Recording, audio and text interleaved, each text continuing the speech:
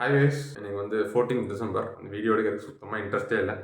ஏதோ எடுக்கணும்னு வேண்டியதாக எடுத்துட்டு இருக்கேன். இந்த ஒரு 5 நாளாவே அப்படி தான் போயிட்டுருக்கு. சுத்தமாக இன்ட்ரெஸ்ட் இல்லை. இப்போ வந்து இந்த வீடியோ வந்து பேசும்போது லைக் மொத்தம் டோட்டல் வீடியோஸ் 101 வீடியோஸ் போட்டிருக்கேன். கடைசி வீடியோ போட்டே 5 நாள் ஆச்சு. அதாவது லாஸ்ட்டாக 5 டேஸ் முன்னாடி அப்லோட் பண்ணேன். இப்போ வரைக்கும் அப்லோட் பண்ணல. என்கிட்ட கிளிப்ஸ்லாம் இருக்குது, உட்காந்து எடிட் பண்ணிடலாம். பட் ஆனால் இப்போ தான் வந்து எனக்கு அந்த டெய்லி வீடியோஸ் போடுறதுக்கான அந்த ஒரு சைக்கலாஜிக்கான ஒரு எஃபெக்ட் வந்து இப்போ தான் தெரியுது.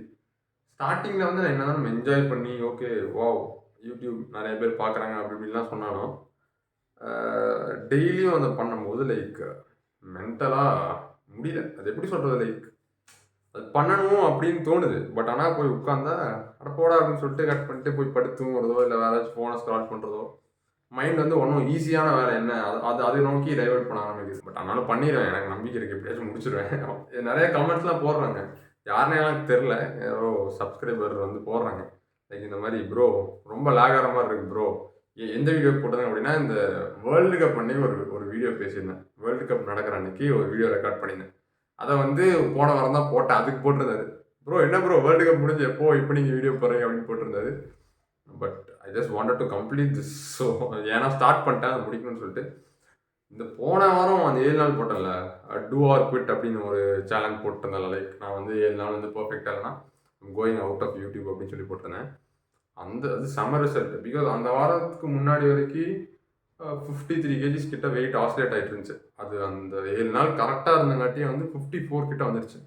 அரௌண்ட் அப்ராக்சிமேட்லி ஒரு 1 kg. I am not very exact with the data. So அதனால் அப்ராக்சிமேட்டாக சொல்கிறேன் 1 kgன்னு. நேற்று வெனஸ்டேல எடுத்து பார்த்தேன், 55 டச் பண்ணிட்டேன். 54.95 நினைக்கிறேன் கரெக்டாக சொல்லணும் அப்படின்னா. ஸோ அரௌண்ட் 55 டச் பண்ணிட்டேன். எனக்கு தெரிஞ்சு எக்ஸாம்ஸ் வருதா உடனே வந்து கொஞ்சம் கஷ்டம் தான். ட்ராக் பண்ணதை விட்டு 4 நாள் ஆச்சு.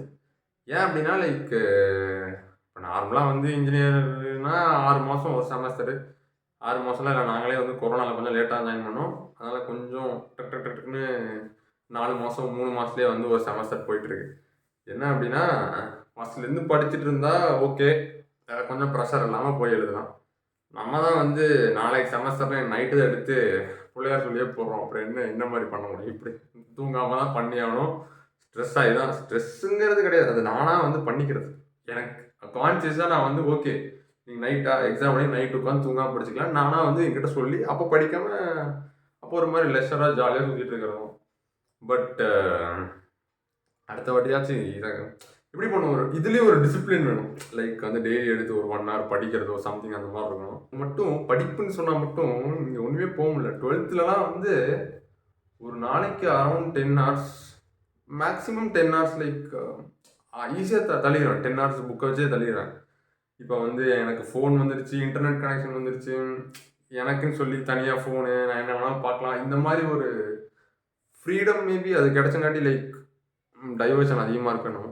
ஸோ அதனால தான் வந்து லைக் நல்லா ஸ்கூல் வரைக்கும் நல்லா படிச்சிருந்த ஸ்டூடெண்ட்ஸ் கூட காலேஜில் வந்து தலையிட்டு இருக்காங்க. நானும் மாதிரி ஒரு நபர் தான். ஸோ அது விடுங்க. லைக் இன்னைக்கு என்னாச்சு அப்படின்னா இன்னைக்கு லேப் எக்ஸாம். ஸோ டேட்டா ஸ்ட்ரக்சர்ஸ்னு ஒரு 4 credit இருக்குது எங்களுக்கு. அதுக்கு பேரலாக வந்து ஒரு 2 credit லேப் கோர்ஸ். லேபில் வந்து தியரி எடுக்க மாட்டாங்க, தியரி பேப்பர் தான் டேட்டா ஸ்ட்ரக்சர். அந்த 4 credit இருக்குல்ல, அங்கே படித்தது வந்து லைக் இந்த 2 credit லேபில் வந்து இம்ப்ளிமெண்ட் பண்ணிட்டுருப்போம்.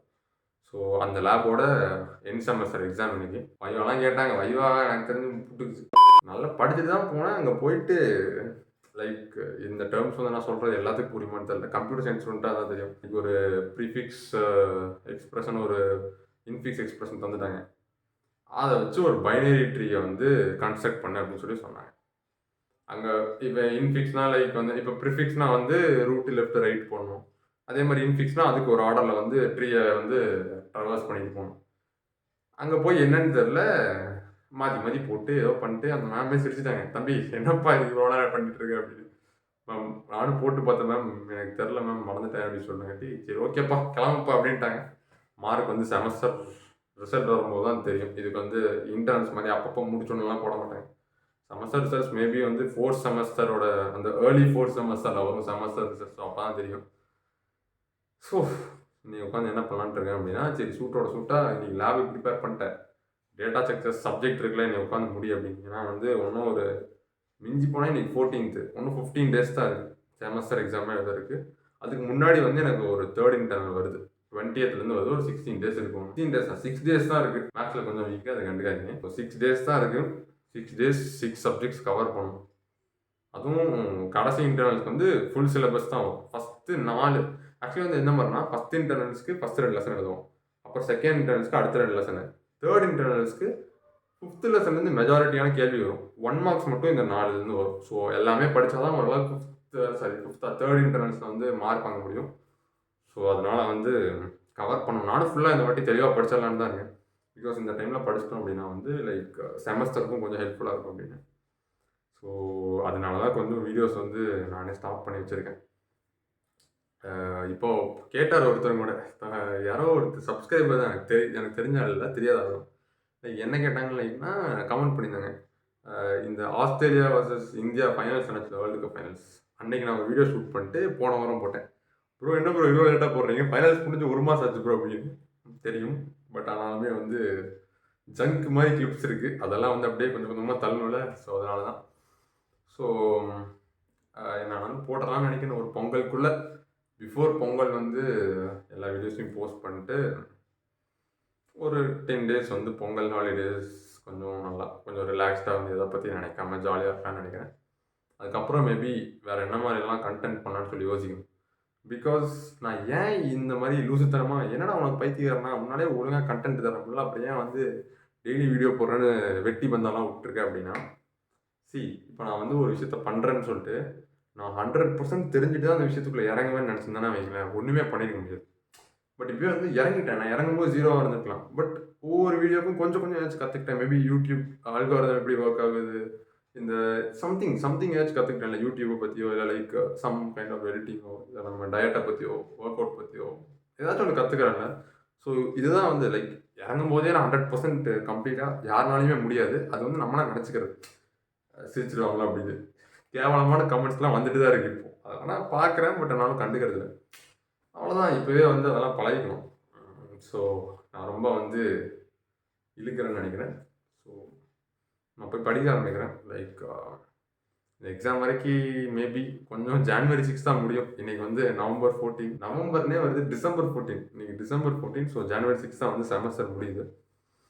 மேபி ஜிம்முக்கு அப்பப்போ டெய்லியும் ரெகுலராக போக ட்ரை பண்ணிட்டு தான் இருக்கேன். மேபி டயட் மட்டும் விட்டுறக்கூடாதுன்னு பார்க்குறேன். ஜிம்முக்கு போகலனாலும் பரவாயில்ல, லைக் மசில்ஸ் வந்து அவ்வளோலாம் வந்து ஒரு வாரம் போடலாம் வந்து மசில்ஸ்லாம் வந்து காணாமலாம் போகுது. ஆல்ரெடி நம்ம பாடியில் ஒன்றும் இல்லை, 2 பீடி துண்டு தான் இருக்குது. ஸோ அதனால் அவ்வளோலாம் கவலைப்பட வேணாம்.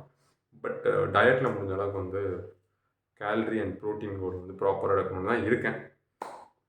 பார்ப்போம்.